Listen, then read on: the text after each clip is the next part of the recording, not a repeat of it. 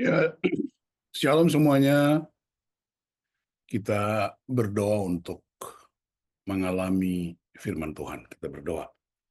Bapak kami bersyukur karena selalu tersedia waktu untuk berjumpa dengan Engkau melalui firman-Mu, kuasa kebenaran, kasih yang memulihkan. Biarlah hidup kami diubahkan karena firman Tuhan dan berdampak bagi banyak orang. Dalam nama Tuhan Yesus Kristus, haleluya, amin.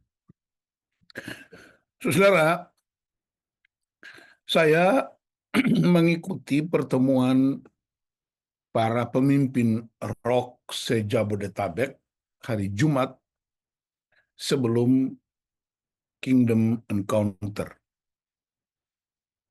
Dalam pertemuan itu, Pak Roni sebagai pemimpin bertanya kepada seluruh peserta, yang dalam ruangan itu juga ada saya, ada Pak Gembala, Pastor Togap, dan Pastor Esther, Ci Esther, dengan pemimpin-pemimpin yang lain. Pak Roni tanya, setelah hampir 2 bulan, walaupun temanya berubah, tapi kurang lebih, bagaimana respons jemaat terhadap kuasa pengampunan itu?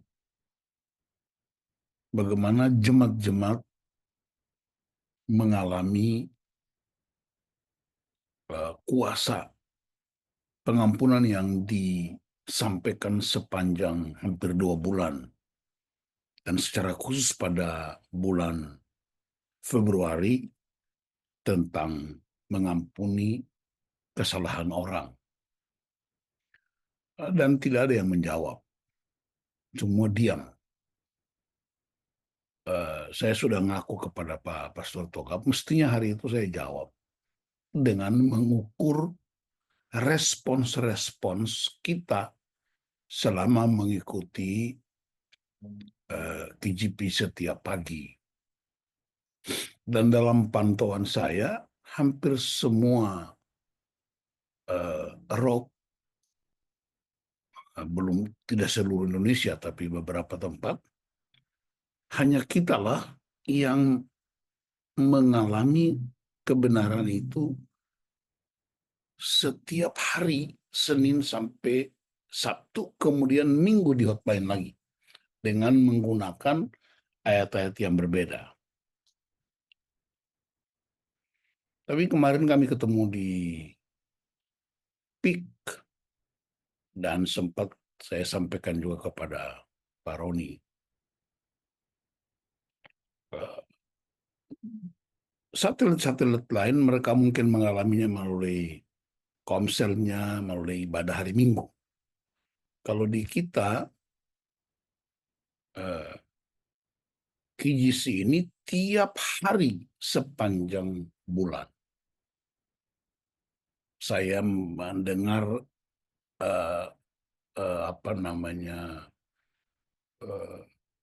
refleksi di grup kami 02. Sekali-sekali juga saya nguping grupnya Ibu Nana, kalau tidak salah 08. Dan semua memberi semacam pengharapan, juga memberi semacam pencerahan bahwa firman Tuhan itu tidak sekedar menambah pengetahuan, tapi juga menolong setiap orang untuk mengambil keputusan berubah. Salah satu yang paling dahsyat ialah bersedia mengampuni orang lain, mengampuni orang-orang yang menyakiti kita, dan seterusnya. Dan sedikit kita bicara tentang bagaimana saya juga mengampuni diri saya dan bebas dari semua jenis ikatan itu.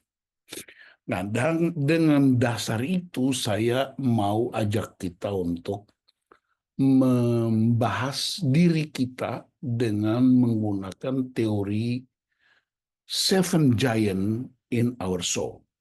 7 raksasa pada diri manusia berdasarkan kitab Yudas. Ya. Dan ini saya harap ketika saya sampaikan kita nggak pikir ini cocok buat suamiku atau istriku atau anak-anakku atau gembalaku, tapi apakah saya ada di dalam 7 raksasa ini atau tidak? Dan kalau ada, memang kita mesti sembuh total ya. Saya share screen ya. Ya, saudara, ini bukan hasil kerjaan saya. Ini percakapan, pengajaran, pertemuan-pertemuan yang kami lakukan di berbagai kesempatan, terutama waktu itu untuk para pria.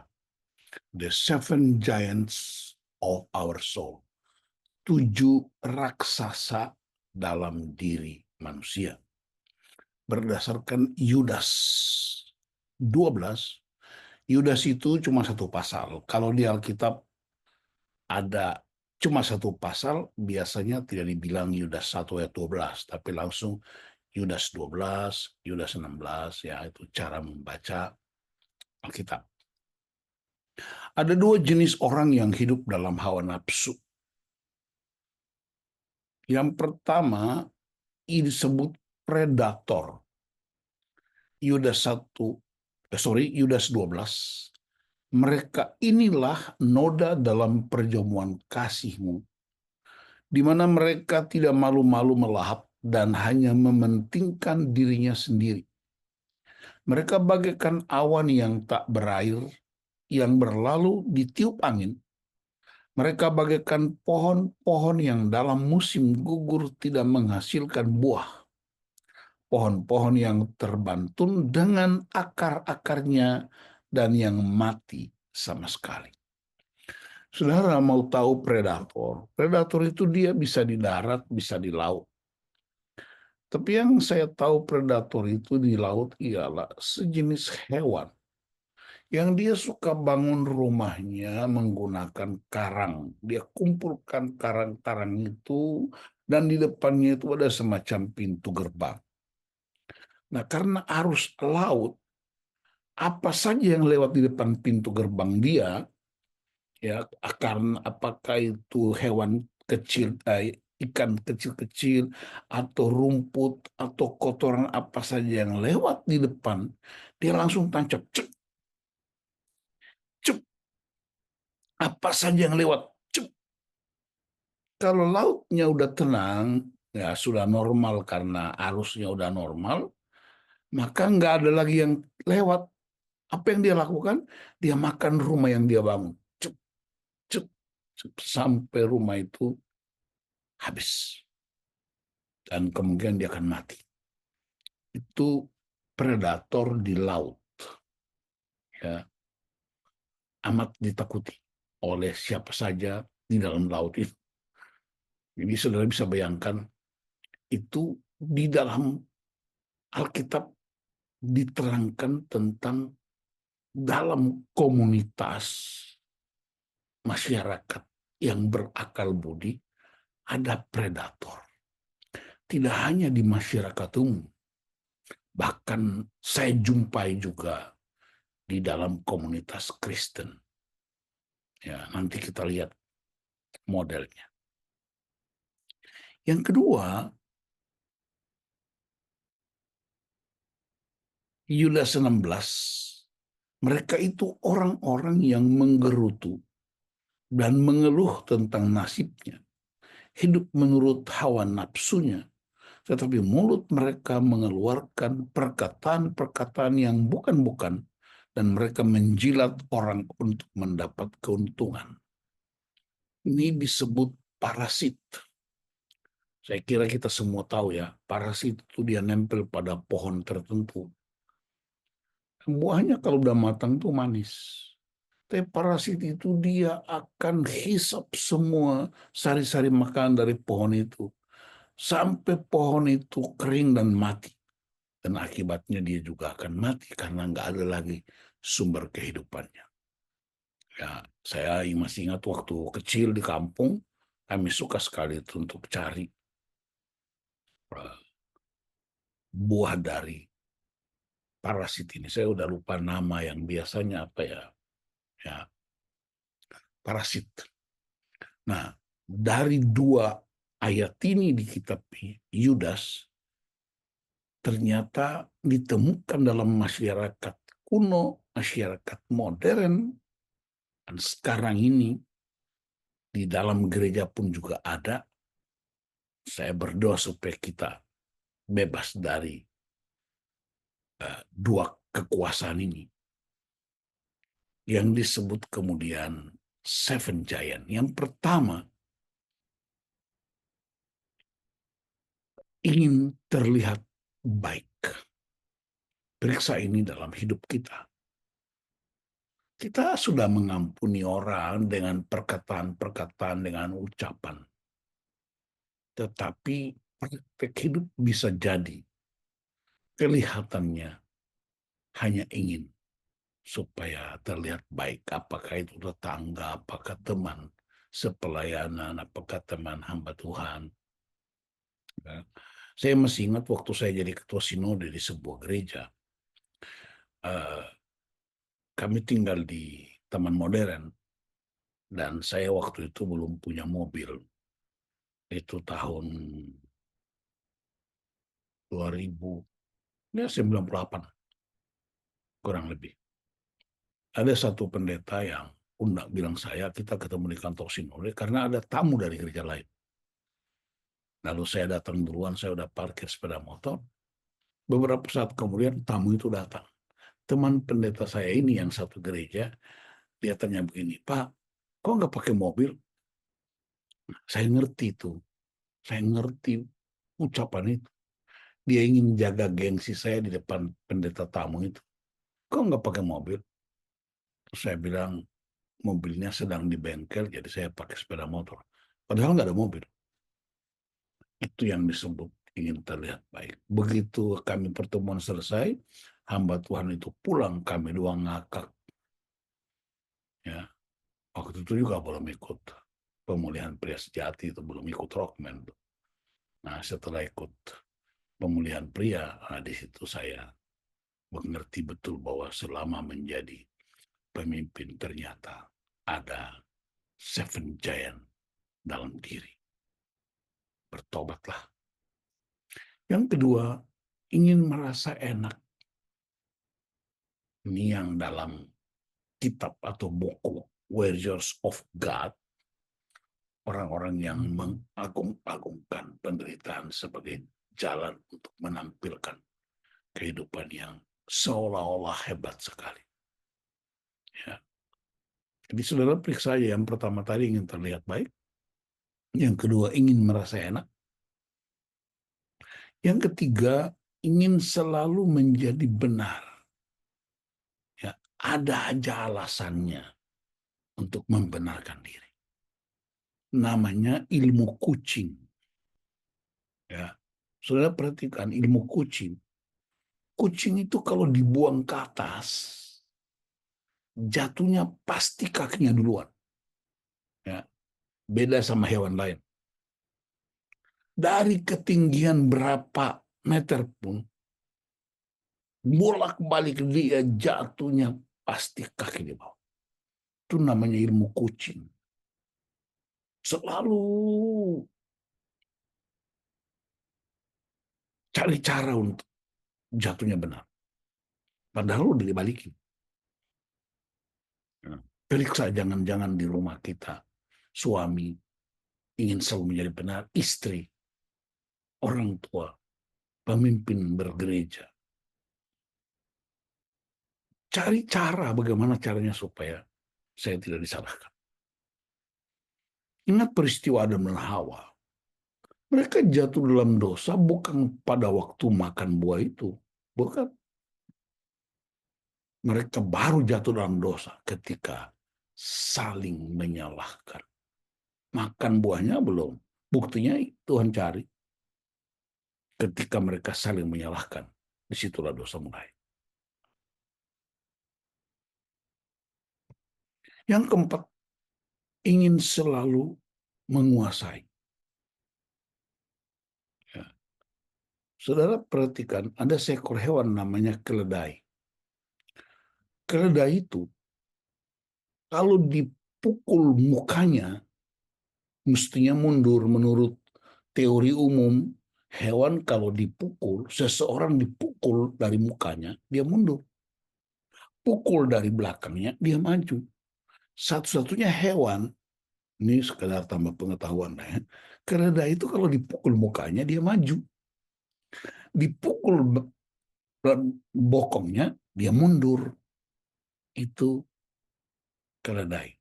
Dan itu kebanyakan terjadi dalam masyarakat modern, terutama juga di kekristenan. Yang kelima, ingin melaksanakan agenda terselubung. Ini yang disebut hidden agenda. Ada akalnya. Ya. Apapun yang dikerjakan ternyata ada udang di balik bakwan. Periksa aja hati kita. Periksa hidup kita. Apakah benar saya telah mengampuni diri saya, mengampuni suami, istri, anak-anak, dan seterusnya. Kita hampir tiap hari dibanjiri oleh medsos. Ya, sekali-sekali saya nonton juga konten-konten yang hampir 99% melecehkan perempuan. Ya, apa-apa selalu berhubungan dengan uang. Kalau suami pulang terlambat, istri marah, kasih keluar uang, istri mulai reda marahnya. Apa aja. Dan selalu seolah-olah perempuan itu mata duitan, duit menurut. Karena apa saja diselesaikan dengan cara apa? Kasih uang, selesai. Bagi saya itu pelecehan terhadap kaum perempuan. Dan anak-anak kita saksikan. Dan itu media sosial itu betul-betul telah menjadi kekuatan yang sangat mengerikan bagi keluarga-keluarga dan komunitas. Tapi kita punya kekuatan untuk menghalanginya. Apakah ada ganda terselubung dalam pelayanan gereja? Atau ketika melayani keluarga? Dan seterusnya. Yang keenam, ingin mencari keuntungan. Nggak mau rugi. Dan itu terjadi dalam zaman Yesus dengan orang-orang Farisi, ahli-ahli Taurat. Termasuk salah satu murid Tuhan Yesus. Dan yang ketujuh, yaitu ingin tidak diganggu. Jangan ganggu. Dia punya jam istirahat. Dia punya privacy. Dan seterusnya, dan seterusnya. Ingin tidak diganggu. Perhatikan tujuh-tujuhnya apa ya kata ingin. Ingin beda dengan butuh. Nah kami dua, Yanson dan Kevin. Yanson sekarang 31 tahun. Kevin sekarang 24. Mereka beda 7 tahun. Ya. Saya ajarin mereka waktu masih kecil. Apa itu kebutuhan? Apa itu keinginan? Jadi kalau udah sampai ke mall dan Kevin yang masih kecil tunjuk sesuatu mainan, saya tidak marah, saya tidak larang, saya hanya tanya dia. Apa artinya kebutuhan? Apa artinya keinginan? Dia langsung garuk kepala sambil nangis. Nangisnya juga enggak heboh-heboh sekali. Jadi cara menghalangi keinginan ialah menjelaskan pengertiannya. Dan puji Tuhan mereka bertumbuh. Dan salah satu ya selain Yanson, Kevin lah. Dia tahu betul apa itu keinginan, apa itu kebutuhan. Bahkan dia sudah jadi S1 dan sekarang ambil S2. Dia mau apa saja dia harus tanya. Dia bahkan minta uang pun dia akan tanya. Papi, mami ada uang nggak? Untuk apa A, B, C, D? Kalau bilang ada, kasih. Jadi sejak kecil dilatih untuk mengerti apa itu kebutuhan, apa itu keinginan. Nah, saya sampai di sini dan saya mau ajak setiap saudara di grup masing-masing untuk diskusikan dua kekuatan yang mengancam jiwa, yang manifestasinya melalui 7 raksasa ini. Diskusikan secara jujur dan terbuka. Anda ada di poin mana? Apakah 7-7-nya? Apakah salah satu? Saya mau beritahu, 7 atau 1 sama aja. Lalu kita saling mendoakan. Ingat bahwa KJP ini sudah menjadi semacam ikon baru di dunia rock. Mungkin, ya sekali lagi, mungkin satu-satunya satelit yang setiap hari jam 5 pagi itu mengalami tema-tema dari rock. Dan semoga kesaksian saya kepada Pak Roni, kesaksian Pak Gembala kepada Pak Roni, pemimpin kita, itu benar-benar dari hati nurani yang murni. Bahwa orang tidak hanya mendapatkan pengetahuan Alkitab, tapi mengalami kuasa pemulihan. Bulan Maret saya dengar tema kita itu rekonsiliasi dan seterusnya, dan itu uh, hal yang luar biasa. Saya berdoa supaya kita di satelit kita orang-orang yang lepas dari 2 predator dan juga bebas dari 7 giant. Kita selalu mengalami kuasa kebenaran firman Tuhan. Kita berdoa. Tuhan, terima kasih, hamba-Mu terbatas. Biarlah pengajaran firman Tuhan menolong setiap kami untuk bebas. Tidak hanya mengampuni dengan mulut, tapi dari hati nurani kami yang murni.